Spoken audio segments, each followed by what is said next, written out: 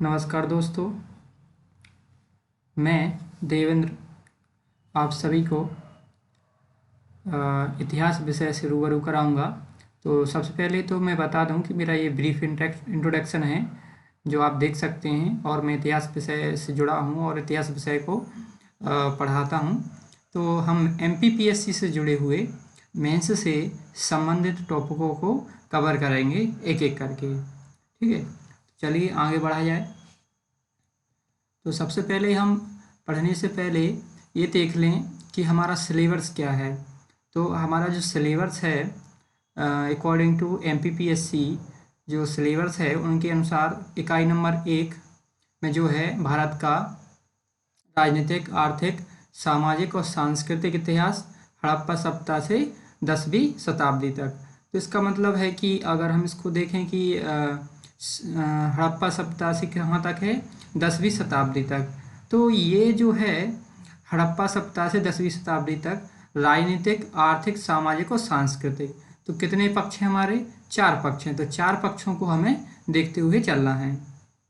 ठीक है, और इसके साथ साथ एक चीज़ और बता दूं कि यहीं पर जो भारतीय सांस्कृतिक विरासत है, जो प्राचीन काल से आधुनिक काल तक विभिन्न कला रूपों, प्रारूप, पर्व एवं वास्तुकला के प्रमुख पक्ष, इसको भी हम साथ में लेके चलेंगे, क्योंकि भारत की सांस्कृतिक विरासत है जिसमें से कला है। अगर मध्य प्रदेश के विशेष संदर्भ को हटा कर देखें तो जो आधुनिक कला के जो कला प्रारूप हैं, साहित्य हैं, पर्व हैं, वास्तुकला हैं, तो ये प्राचीन काल से कैसे इनका विकास हुआ है।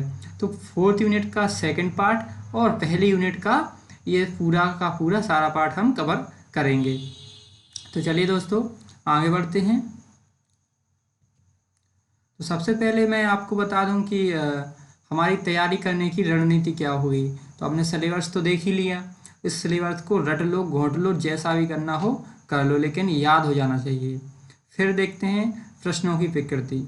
तो प्रश्नों की प्रकृति MPPSC के अगर 2020 के बाद सिलेबस को देखें तो उसमें हमें 3 नंबर, 5 नंबर और 11 नंबर, तो इस प्रकार से 3 प्रकार के प्रश्नों की प्रकृति है जो पेपर में पूछी जाती है। और उत्तर लेखन, तो उसी प्रश्नों की प्रकृति के अनुसार उसका उत्तर लेखन करना होता है, जो हम आगे अपने वीडियो में डिस्कस करेंगे। तो तैयारी की रणनीति हमने देख ही ली। सिलेबस के अकॉर्डिंग टू द पॉइंट चलेंगे, है ना, बस। तो इसका ध्यान रखें कि हमारे तीनों बिंदुओं को हम लेकर चलेंगे। फिर हम पढ़ते हैं अपना टॉपिक। तो आज का जो टॉपिक है उसका नाम है सिंधु घाटी सभ्यता। तो सिंधु घाटी सभ्यता जो है हमारा, जो जैसा कि टॉपिक में आपने देखा कि हड़प्पा सभ्यता से 10वीं शताब्दी तक, तो सिंधु घाटी या हड़प्पा सभ्यता। तो जैसे कि सिंधु घाटी सभ्यता और हड़प्पा सभ्यता क्यों कहते हैं, क्योंकि ये सबसे पहले जो सिंधु घाटी सभ्यता है उसमें हड़प्पा नामक स्थान सबसे पहले खोजा गया था, कि उसी के नाम पर हड़प्पा सभ्यता भी नाम है। तो चाहे सिंधु घाटी सभ्यता का हो चाहे हड़प्पा सभ्यता का हो, एक ही बात। तो सबसे पहले हम देखते हैं आउटलाइन, कि आउटलाइन मतलब कि हमारे कौन कौन से टॉपिक हम इसमें पढ़ने वाले हैं।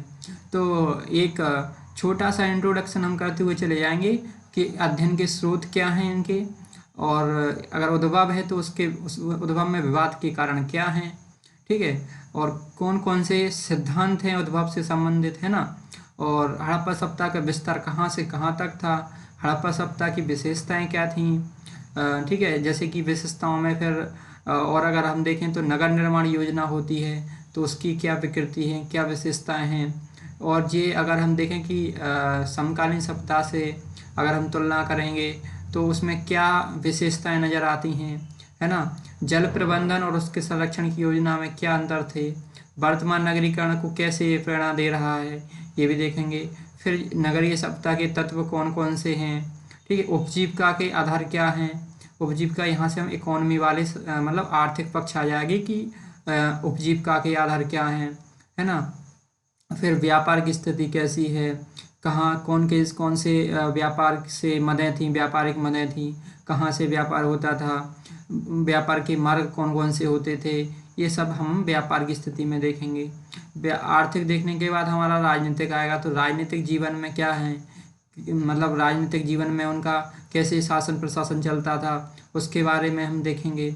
फिर सामाजिक संगठन देखेंगे कि सामाजिक संगठन कैसे थे, कौन सी प्रकार की सामाजिक सामाजिक संरचना थी, महिलाओं की स्थिति थी तो कैसी थी, है ना। तो इस पे हम देखेंगे अगर वर्ण व्यवस्था जैसी कोई व्यवस्था थी या नहीं थी, ये भी देखेंगे।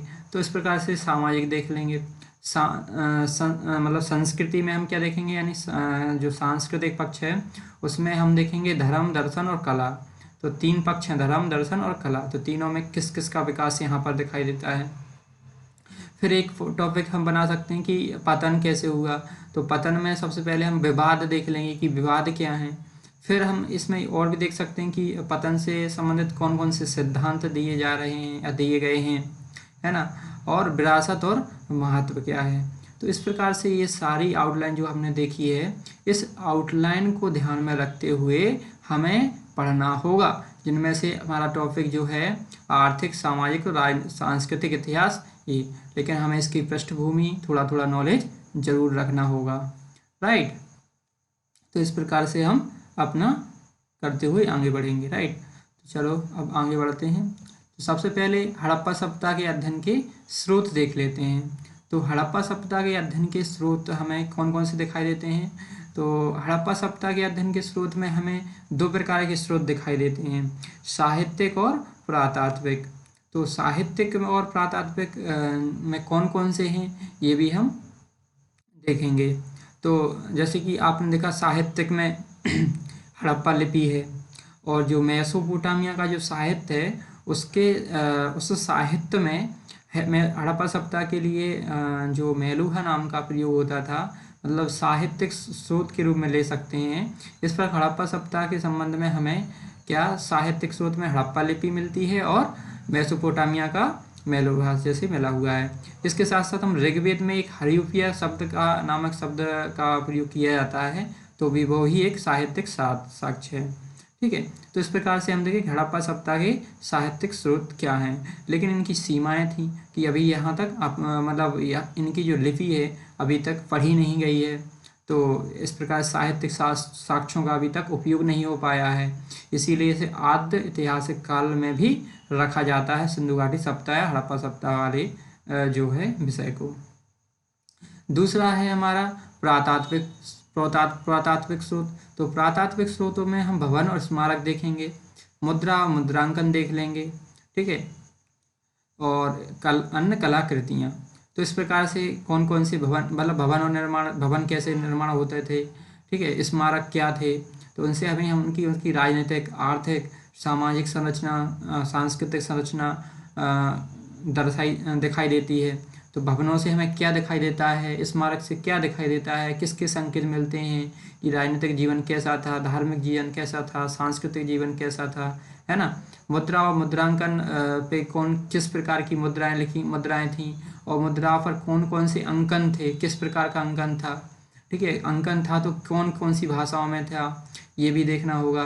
तो इनसे हम क्या करते हैं, इन्हीं के आधार पर हम, जैसे मुद्राओं का प्रयोग हम व्यापार के लिए कि किस प्रकार से मापन किया जाता था, व्यापार अर्थव्यवस्था कैसी चलती थी, तो मुद्राओं से हम वहाँ पर संकेत ले सकते हैं।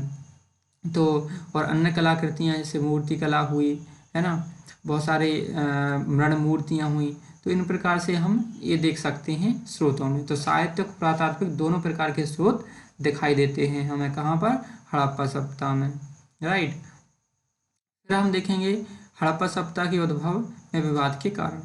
तो हड़प्पा सभ्यता के उद्भव में विवाद के कारण क्या है, क्योंकि विवाद का कारण, सबसे पहला कारण यही है कि नगरीय सभ्यता के साथ कई बातों में विलक्षण। जो नगरीय सभ्यता, जो हड़प्पा सभ्यता थी वो कैसी सभ्यता थी, एक नगरीय सभ्यता थी। तो सोचो आज से लगभग ईसा पूर्व से 2500-2600 से माना जाता है, 2600 से 1900 ईसा पूर्व। तो वहाँ से 2600 और 2000, मतलब आज से लगभग 5000 से ज़्यादा, 5500 वर्ष पूर्व। तो सोचो उस समय नगरीकरण रहा होगा तो उसकी कितनी विलक्षणताएं रही होंगी। तो उस पर जाहिर सी बात है, जब हम वर्तमान में उसका विश्लेषण करते हैं तो कई विद्वान उसका विरोध भी करते हैं, कई सपोर्ट भी करते हैं। तो जो नगरीय सभ्यता है तो कई बातों में विलक्षणता क्या थी, इस पर अलग अलग विद्वान अलग अलग निष्कर्ष देते हैं। तो ये विवाद का कारण बनता है हड़प्पा सभ्यता होना। ठीक है, ब्रिटिश लोग हैं या साम्राज्यवादी इतिहास लेखक हैं, वो भारत को सभ्य ना मानकर इस बात का खंडन करते हैं कि ये भारत जैसे असभ्य देश में तो इस प्रकार की कोई नगरीय सभ्यता हो ही नहीं सकती। लेकिन जहाँ पर वहीं दूसरी ओर राष्ट्रवादी जो इतिहास लेखक हैं वो कहते हैं कि नहीं, हमारे यहाँ प्राचीन काल से ही हमारा गौरवपूर्ण इतिहास रहा है। ठीक है, हड़प्पा सभ्यता से लेकर वर्तमान तक हम किस प्रकार से फलीभूत हुए हैं, मानव संस्कृतियों की कितनी उपलब्धियाँ रही हैं, तो इस प्रकार से वो बताते हैं। दूसरा विवाद का कारण है हड़प्पा लिपि का नहीं पढ़ा जाना, केवल पुरातात्विक स्रोतों पर निर्भरता। हड़प्पा सभ्यता को अभी तक क्या नहीं हो पाया है कि हम पढ़ नहीं सके हैं, इसीलिए से केवल और केवल हमारी निर्भरता किस पर बनी हुई है, पुरातात्विक स्रोतों पर। तो जाहिर सी बात है पुरातात्विक स्रोत केवल हमें सामाजिक जैसे कि हम कहें कि उनका धर्म और दर्शन फिलॉसफी कैसी थी, ये तो हम तभी जान सकते हैं जब हम लिपि को पढ़ सकते हैं। उनका तत्व चिंतन क्या था ये हम तभी जान सकते हैं जब हम हड़प्पा लिपि को पढ़ सकते हैं। लेकिन दुर्भाग्यवश अभी तक हमने हड़प्पा लिपि को नहीं पढ़ा गया है, तो इसीलिए पुरातात्विक स्रोत कुछ ही पहलुओं पर प्रकाश डाल पाते हैं, इसीलिए विवाद का कारण बनता है। तीसरा है साम्राज्यवादी ब्रिटिश लेखकों का दृष्टिकोण। जैसा कि मैंने बताया, वो अभी भारत जैसे देश में सभ्य होने यानी इतनी अच्छी नगरीय सभ्यता होने का श्रेय भारत को देना नहीं चाह रहे थे। ठीक है, तो इस प्रकार से ये 3 प्रकार के हमें विवाद देखने होते हैं कि इसमें बुलेट पॉइंट बना लें आप कि नगरीय सभ्यता के साथ कई बातों में विलक्षण, हड़प्पा लिपि को नहीं पढ़ा जाना, केवल पुरातात्विक स्रोतों पर निर्भरता, साम्राज्यवादी ब्रिटिश लेखकों का दृष्टिकोण। फिर हम देखते हैं अगला पार्ट, हड़प्पा सभ्यता के उद्भव से संबंधित प्रमुख सिद्धांत। तो हड़प्पा सभ्यता के उद्भव से संबंधित प्रमुख सिद्धांत में पहला आता है मेसोपोटामिया की उत्पत्ति संबंधी सिद्धांत।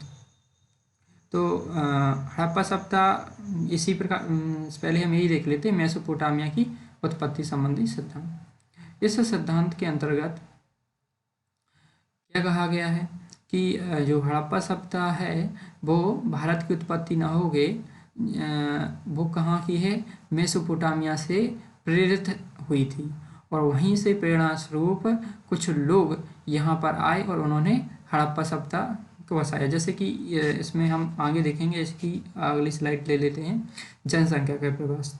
तो मेसोपोटामिया की उत्पत्ति संबंधी सिद्धांत में पहला सिद्धांत आता है जनसंख्या का प्रवास। तो जैसा कि मॉर्टिमर व्हीलर जो है वो कहते हैं कि जनसंख्या का प्रवास हुआ था। तो जनसंख्या का जो प्रवास है कि हड़प्पा सभ्यता में जो लोग निवास कर रहे थे वो लोग आए थे कहाँ से, मेसोपोटामिया से। तो मेसोपोटामिया से चलकर जो लोग आए, तो जो लोग सिंधु नदी और उसके 7 नदियों के क्षेत्र में बसे, उन्होंने यहाँ आकर नगरीकरण किया और एक सभ्य सभ्यता यानी हड़प्पा सभ्यता का निर्माण किया। ठीक है, दूसरा है नगरीकरण के विचार का प्रवास। तो दूसरा विचार जो कहता है कि नगरीकरण के विचार, तो कुछ विद्वान ऐसा मानते हैं कि नगरीकरण का जो विचार का प्रवास है कि नगरीकरण से जनसंख्या तो नहीं आई इतनी, पर नगरीकरण के जो कुछ लोग आए वहाँ से, जैसे वहाँ पर मेसोपोटामिया और मिस्र में नगरीकरण था, उससे उन्होंने प्रेरणा ली और वो प्रेरणा लेकर, उसका प्रेरणा का विचार लेकर सिंधु घाटी सभ्यता में आए और उस क्षेत्र में उन्होंने नगरीकरण किया।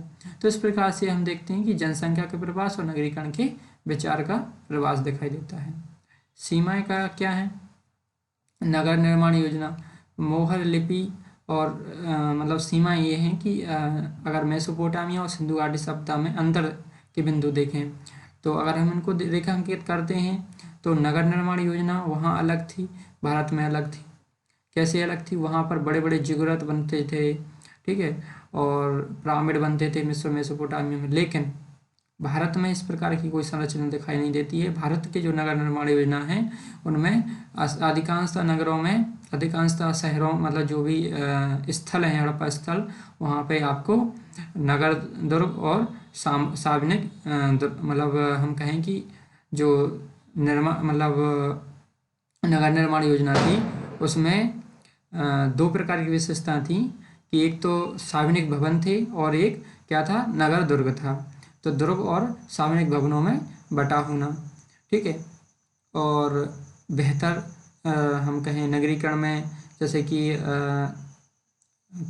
जल निकासी का सिस्टम था, है ना। मोहर और लिपि में भी अंतर दिखाई देता है। यहाँ पर अपन को आयताकार दिखाई देते हैं, तो वहीं पर मेसोपोटामिया और मिस्र की जो लिपि दिखाई देती हैं उनमें सामान्यतः बेलनाकार है। लिपि भी अलग अलग है। यहाँ वहाँ पर जो है हम कहें कि यहाँ पर जो सिंधु घाटी सभ्यता की लिपि है वो चित्रात्मक है, वहीं पर वहाँ प्रतीकों का सहारा लिया गया है। ईंटों उपकरणों का निर्माण, तो ईंटों और उपकरणों के निर्माण भी अंतर है ना। ईंटें यहाँ पर मानक था कि इतना लंबाई होगी, इतनी चौड़ाई होगी, है ना। वहाँ पर इस तरीके से यहाँ पर पक्की ईंटों का उपयोग होता था, वहाँ सामान्यतः कच्ची ईंटों का प्रयोग होता था। तो ये भी अंतर है। और मेसोपोटामिया में नहरों का अधिकांश प्रयोग हुआ है, लेकिन हड़प्पा सभ्यता में अधिकांशतः किसका उपयोग हुआ है, कुओं का प्रयोग हुआ है। तो इस प्रकार से इसकी सीमाएं थी। अब देखते हैं कि हड़प्पा सभ्यता का मतलब क्रमिक उद्भव का सिद्धांत। तो पहला सिद्धांत हमने क्या देखा, मेसोपोटामिया से संबंधित सिद्धांत। दूसरा सिद्धांत हम देख रहे हैं क्रमिक उद्भव का सिद्धांत। इसमें क्या है कि हड़प्पा सभ्यता का जो विकास है या उद्भव है वो एक क्रमिक रूप से हुआ है ना। जैसे कि सबसे पहले वहाँ पर उत्तर पश्चिम की कुछ समृद्ध कृषक बस्तियाँ थी, जो समय पीरियड था 5500 से 3200 ईसा। तो 5500 से 3200 ईसा पूर्व के बीच में कुछ समृद्ध कृषक बस्तियाँ थीं। वो बस्तियों का निर्माण हुआ, जैसे रहमान डेरी, गुमला, जलीलपुर, मेहरगढ़। तो इस प्रकार की जो बस्तियाँ थीं वो विकसित हुई और विकसित होती रही, है ना। जो आगे चल के आरंभिक हड़प्पा चरण बना, जो 3200 से 2600 ईसा पूर्व है, तो वहाँ पर मेहरगढ़ और डेवलपमेंट हो गया, कालीबंगा, हड़प्पा, कोटदीजी, धौलावीरा, बालाकोट, रहमान डेरी। तो ये जो हैं और डेवलप हो गए। जल नियंत्रण सीख लिया ना, जल पर नियंत्रण मतलब बाढ़ पर नियंत्रण कर जल का उपयोग करने लगे, है ना। और अपन कह सकते हैं कि वहाँ पर तकनीकी हल का निर्माण, हल का प्रयोग करना सीख गए, नाव बनाना सीख गए। तो इस प्रकार से तकनीकी विकास भी हो रहा था, है ना। फिर जो मैच्योर चरण आया हड़प्पा चरण, वो 2600 से 1900 ईसा पूर्व का था। इसमें कुनाल, धोलावीरा, चानू, दोड़ो, रोपड़, मिताथल, आलमगीर, इस प्रकार के स्थल हमें हड़प्पा चरण में दिखाई देते हैं, जो 2600 से 1900 ईसा पूर्व तक मैच्योर चरण होता है। तो वहाँ पर आपको मैं पूरे सारे स्थान दिखाऊंगा कि हड़प्पा, मोहनजोदड़ो, कालीबंगा, राखीगढ़ी, रंगपुर, लोथल, है ना। बहुत सारे स्थल हैं जो सिंधु घाटी सभ्यता के तो मैच्योर चरण में वो डेवलपमेंट हुआ। फिर हम देखते हैं परवर्ती हड़प्पा चरण। तो हड़प्पा के बाद जो परवर्ती हड़प्पा चरण था वो 1900 से 1300 ईस्वी तक चला। तो इस प्रकार से कुछ विशेषताएं तो छूट गई, लेकिन कुछ विशेषताओं का निरंतर आगे बढ़ता रहा। तो इस प्रकार से हम देखते हैं कि 5500 से लेकर 1300 तक कहीं ना कहीं हड़प्पा सभ्यता की विशेषताओं का विकास और पतन दिखाई देता है। तो इस प्रकार से हम कह सकते हैं कि क्रमिक उद्भव का सिद्धांत मतलब क्रमिक उद्भव होता रहा था। इसी को विद्वानों ने क्या नाम दिया है, क्रमिक उद्भव का सिद्धांत, राइट।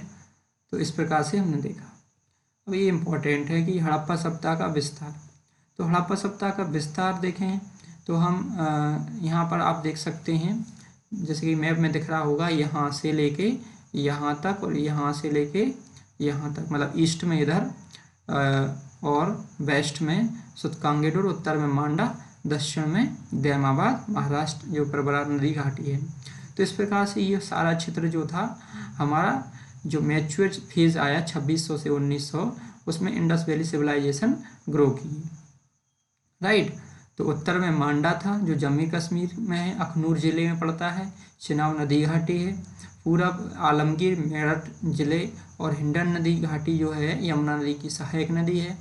दक्षिण में दैमाबाद, महाराष्ट्र है। प्रवरा नदी घाटी है, जो कि गोदावरी नदी की सहायक है। इसी प्रकार से पश्चिम में देखोगे तो सुतकांगेडोर है, पाकिस्तान जो है वो दास्क नदी घाटी पर स्थित है। तो इस प्रकार से हम देखेंगे कि सिंधु घाटी सभ्यता का एक बड़ा ही व्यापक विस्तार रहा था। इसमें हम और जैसे कि देख सकते हैं कि कुछ फैक्ट विस्तार से संबंध कर पूछा जाए मेंस में, तो हम लिखने के लिए 3-4 पॉइंट हमारे पास होना चाहिए कि इसका जो विस्तार था वो कहाँ से कहाँ तक था। तो हम क्षेत्र बता सकते हैं कि बलूचिस्तान के पठारी क्षेत्र से सिंधु के मैदान तथा पूर्व में गंगा यमुना दोआब तक, मिस्र मेसोपोटामिया की सभ्यता से 8 गुनी बड़ी तथा लगभग 6,80,000 से लेकर 8 लाख वर्ग मील तक विस्तार है ना।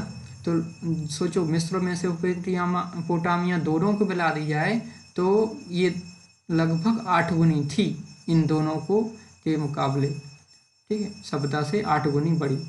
अगर मेसोपोटामिया के 8 भाग बना दिए जाएं, ठीक है, मतलब सिंधु घाटी सभ्यता में अगर हम देखें तो मेसोपोटामिया जैसी सभ्यताएं 8 बन जाएंगी, इतनी बड़ी थी।